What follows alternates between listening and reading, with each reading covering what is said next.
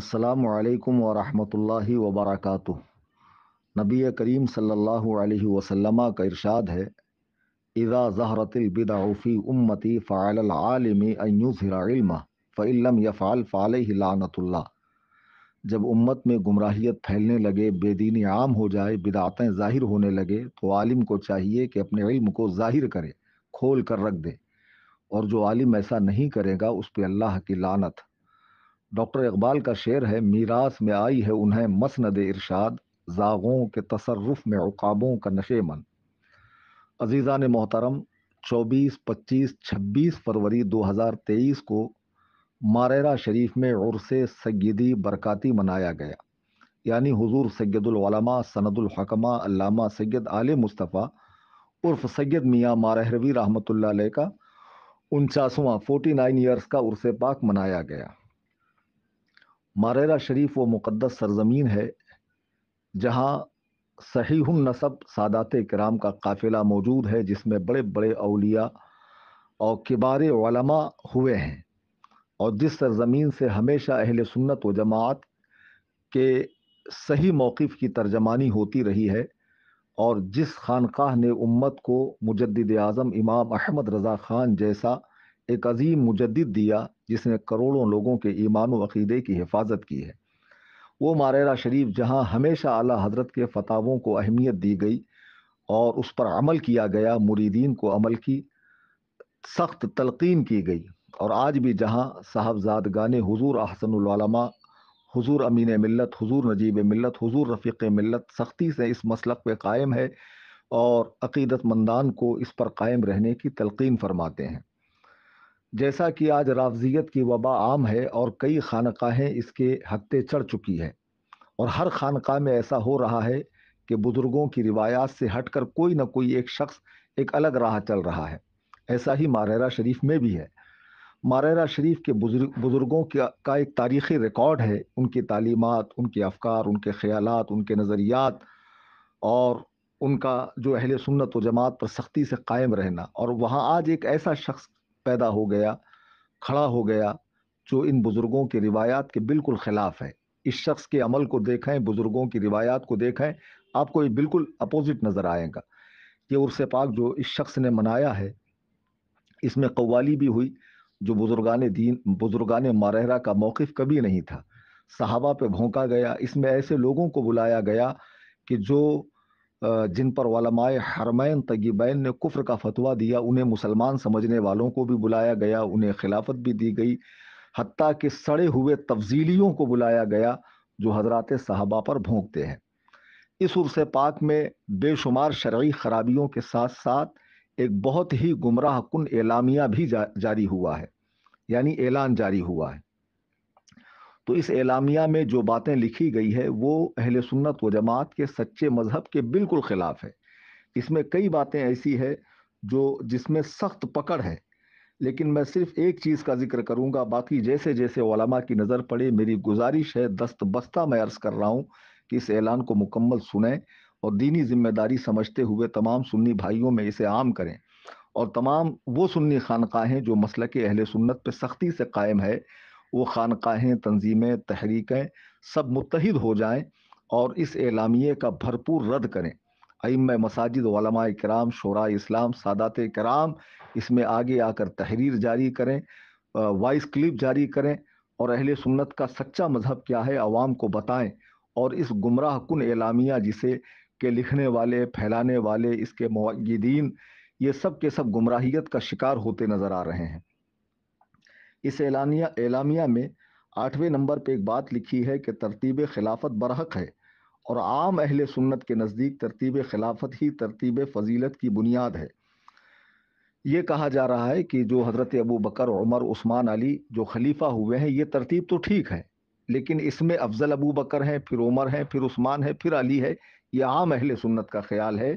ایسا اہل سنت و جماعت کا اجماعی مسئلہ نہیں ہے، معاذ اللہ رب العالمین۔ اعلیٰ حضرت امام اہل سنت اپنی کتاب مطلع القمرین فی ابانت سبقت العمرین کے صفحہ 81 پہ لکھتے ہیں کہ حضرت صدیق و عمر کی افضلیت پر جب اجماع قطعی ہوا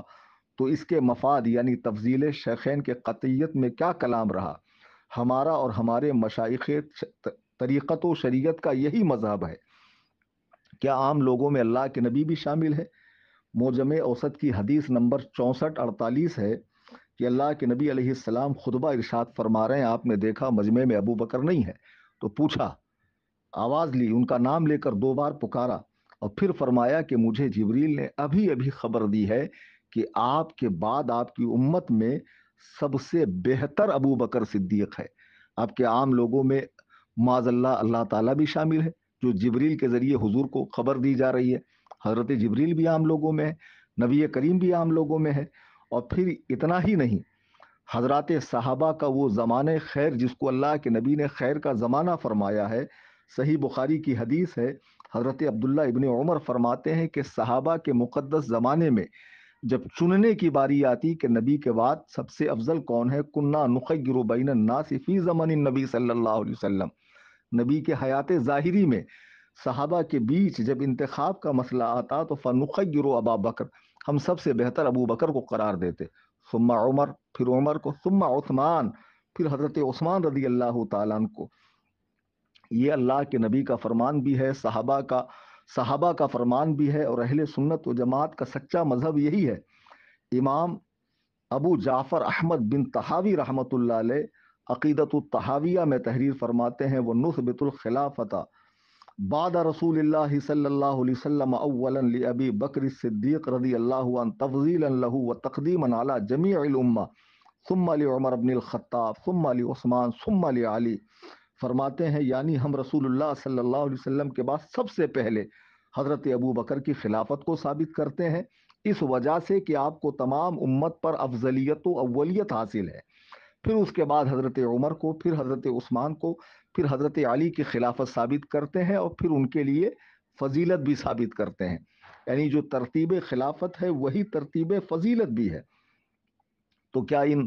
فقہا کو بھی نہیں معلوم ہے؟ اور یہ فقہا بھی عام لوگوں میں ہے، خود حضرت علی کرم اللہ وجہہ الکریم فرماتے ہیں، اور ان کا یہ قول تواتر کو پہنچا ہوا، متواتر ان کا یہ قول نقل کیا گیا ہے، لا اجد احدا فضلنی علی ابی بکر و عمر الا جلدتہ حد المفتری، کہ جو افطرا کرنے والا، بہتان باندھنے والا مجھے ابو بکر و عمر سے افضل کہے، میں اس پہ حد جاری کروں گا، یعنی اسے سزا دوں گا، معاذ اللہ رب العالمین۔ کیا یہ حضرت علی کو بھی نہیں معلوم؟ اس اعلامیہ میں یہ صاحب لکھتے ہیں کہ یہ تو عام لوگوں کا خیال ہے، یہ عام لوگوں کی سمجھ ہے کہ جو ترتیب خلافت ہے وہی ترتیب فضیلت ہے۔ آگے لکھتے ہیں، فقیر قادری کی تحقیق اور مشرب اپنے جد اعلیٰ امام زید کے مطابق ہے، آپ کے نزدیک حضرت شیخین کی خلافت برحق ہے، لیکن افضل حضرت مولائے کائنات علی جون المرتضیٰ علیہ السلام ہے، معاذ اللہ رب العالمین۔ کسی رافضی کی کتاب میں آپ نے پڑھ لیا ہوگا، ورنہ امام زید وہ ہیں کہ جو حضرت ابو بکر و عمر کو اپنے والد سے افضل سمجھتے ہیں، اور اسی بنا پر لوگوں نے آپ کا ساتھ چھوڑا، تب آپ نے فرمایا جاؤ تم لوگ رافضی ہو چکے ہو، یعنی اسلام کا پٹا گلے سے اتارنے والے ہو چکے ہو۔ اہل سنت کی کتاب میں تو یہ ملتا ہے امام زید کا قول، پتہ نہیں آپ نے رات کے اندھیرے میں کیسے پڑھ لیا اور رافضیوں کی کالوں کی کتابوں میں پڑھ لیا، تو آپ کو وہ عقیدہ مبارک ہو، یہ اہل سنت کا عقیدہ نہیں ہے۔ اور میں بارہا چیلنج دے چکا ہوں کہ ہندوستان کے کسی کونے میں کوئی مائی کا لال اس مسئلے پر مجھ سے مناظرہ کرنا چاہے، اہل سنت و جماعت کے اس واضح عقیدے پر مناظرہ کرنا چاہے، تو اینی ٹائم میرے گھر قصر ابو حنیفہ آ سکتا ہے، اس کے آمد و رفت کا خرچ بھی میرے ذمہ، اور مناظرہ کر سکتا ہے۔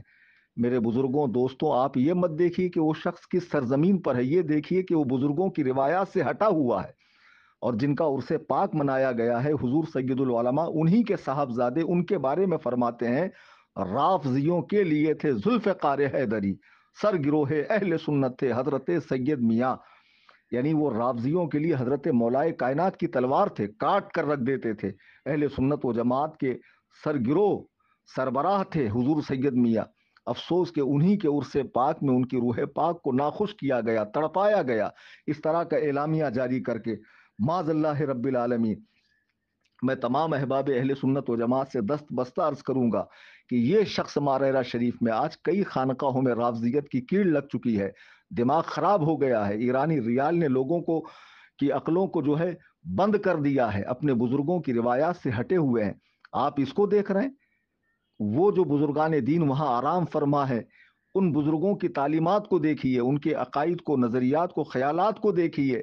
اور ان کے جو سچے جانشین آج وہاں موجود ہیں، حضور امین ملت، رفیق ملت، نجیب ملت، اگرچہ میری ان بزرگوں سے بالمشافہ ملاقات نہیں ہے، میں ان سے محبت رکھتا ہوں، چونکہ ان کے اعلان وقتاً فوقتاً آتے رہتے ہیں، گردش کرتے رہتے ہیں انٹرنیٹ پر، اور یہ سختی کے ساتھ مسلک و مذہب پر قائم رہنے کی تلقین فرماتے رہتے ہیں۔ اس اعلامیے کے اندر بہت سی باتیں ایسی ہیں جو قابل گرفت ہے۔ اس میں کہا گیا کہ جو صحابہ کے بیچ جنگ ہوئی حضرت علی سے، جن جن لوگوں نے جنگ کی ہے کھل کر لوگوں کو بتایا جائے، یعنی اب ہر گنجیڑی، نشیڑی، چرسی، ہر چلم پھونکنے والا چوراہے پر بیٹھ کر یہاں وہاں صحابہ کے تبصرے کرے گا، جبکہ 1400 سالوں سے امت کو منع کیا گیا کہ مشاجرات صحابہ پر منہ مت کھولو، کرنی ہے تو تعریف کرو، ان کے جنگوں کا تذکرہ مت کرو۔ جب تم جنگوں کے تذکرے کرنے لگے اور ایک فریق کو برا کہنے لگے، تب ضرورت پیش آئی کہ ان کا عرس منایا جائے، ان کی یاد منائی جائے، اور ان کے دینی کارناموں سے امت کو آگاہ کیا جائے۔ پھر رونے کیوں لگتے ہو؟ اور اس میں کئی باتیں ایسی ہیں جو سخت پکڑ رکھتی ہے، ہر عالم اسے پڑھے اور پڑھنے کے بعد اپنے اپنے طور پر اس میں کیا پکڑ ہے قرآن و حدیث کی روشنی میں لوگوں کو بتائے۔ میں پھر دست بستہ عرض کروں گا، یہ ایمان و عقیدے کا مسئلہ ہے۔ علماء کرام للہ خاموشی اختیار نہ کریں، آج ہماری خاموشی بہت بڑے فتنے کو جنم دے دیں گی۔ لوگ، بھولے بھالے لوگ، محبت اہل بیت کے نام پر، خدا کی قسم محبت اہل بیت ہمارے ایمان کا حصہ ہے۔ یہ کیسے ہو سکتا ہے کہ اہل بیت پاک سے محبت نہ ہو اور کوئی مومن ہو جائے؟ لیکن صحابہ پر بھونکنا یہ رفض ہے، یہ رافضیت ہے، یہ شیعت ہے، یہ خباثت ہے، یہ سبائیت ہے، یہ یہودیت ہے، اور یہی ہو رہا ہے آج۔ محبت اہل بیت کی آڑ میں صحابہ پہ بھونکا جا رہا ہے، اور اس اعلامیے میں بھی بھونکنے کی تلقین ہے، اس اعلامیے میں بھی صحابہ پر بھونکنے کی ترغیب ہے کہ بھونکو صحابہ پہ جتنا بھونک سکتے ہو۔ میں اس کو کنڈم کرتا ہوں، اس کا رد کرتا ہوں، اسے گمراہ کن قرار دیتا ہوں، اسے ردی کی ٹوکری میں ڈالتا ہوں، اور ہر سنی عالم سے گزارش کرتا ہوں ہاتھ جوڑ کے، اللہ و رسول کے لیے اس پرفتن دور میں امت کا ایمان بچائیے، اٹھنے والے فتنوں کا بھرپور رد قرآن و حدیث کی روشنی میں کیجیے، مواد ہی مواد بھرا پڑا ہے، کوئی کمی نہیں ہے۔ آپ بولنا چاہیں آپ مہینوں سالوں بول سکتے ہیں، اتنا مواد موجود ہے۔ خدا کے لیے متحد ہو جائیں اہل سنت و جماعت جو عظمت صحابہ کے قائل ہیں، اور ان رافضیوں کے دانت کھٹے کرے، اور اس اعلامیہ کا میں بھرپور رد کرتا ہوں، اور اس کے تائید کرنے والوں کو گمراہ قرار دیتا ہوں، اس کے لکھنے والے، پھیلانے والے بخوشی ان سب کو گمراہ قرار دیتا ہوں۔ اہل سنت و جماعت کا جو سچا مذہب ہے وہ میں عرض کر چکا ہوں، وہ ہمارے بزرگان دین کی کتابوں سے ظاہر ہے۔ میرے بھائیوں، بزرگوں، دوستوں، عزیز ساتھیوں، نوجوان بچوں، آپ دیکھنا ہے بزرگان دین کی تعلیم کو دیکھیے۔ بات کے بگڑے ہوئے لوگ جن کا اوڑھنا بچھونا دنیا بن چکی ہے، ایرانی ریال نے جن کا دماغ خراب کر رکھا ہے، جو شریعت سے بیزار ہو چکے ہیں، شریعت کی پابندیاں، قیودات جن کو ہضم نہیں ہوتی ہے، اور جو دین میں نئی نئی اختراع کرنا چاہتے ہیں، بدعات کو پھیلانا چاہتے ہیں، اور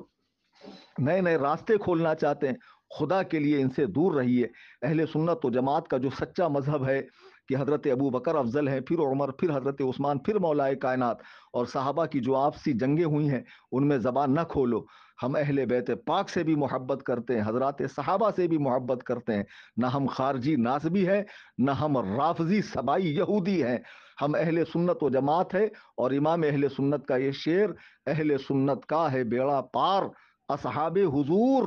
نجم ہے اور ناؤ عطرت رسول اللہ کی۔ اگر تم یہ چیز نہ پھیلاتے تو آج ہمیں ضرورت پیش نہ آتی رد کرنے کی۔ میں گزارش کروں گا کہ تمام علماء کرام اس حساس مسئلے پر اپنی رائے ضرور دیں۔ اللہ تعالی ہم سب کو مذہب مہذب اہل سنت و جماعت یعنی مسلک اعلیٰ حضرت پر سختی سے قائم رکھے، اپنے محبوب بندوں کا ادب کرنے والا بنائے، انبیاء کرام، صحابہ کرام، اہل بیت پاک، ائمہ اسلام جنہوں نے دین کی خدمات کی ہے، اور ارض مارہرہ شریف کو آباد رکھے، اور مارہرہ مطہرہ کے بزرگان دین جن کی تعلیم یہ ہے کہ اہل سنت پر قائم رہو، اللہ تعالیٰ ان کا مقدس سایہ ہمارے سروں پر ہمیشہ قائم رکھے، آمین ثم آمین۔ فقیر محمد کلیم Hanafi Rizvi, Qasr Abu Hanifa, Kurla west, Mumbai. Mobile number 9820672770۔ خدا حافظ، فی امان اللہ۔ مجھ سے نہ ہو سکے گا باطل کا احترام، میری زباں کے واسطے تالے خرید لو، وما علینا الا البلاغ۔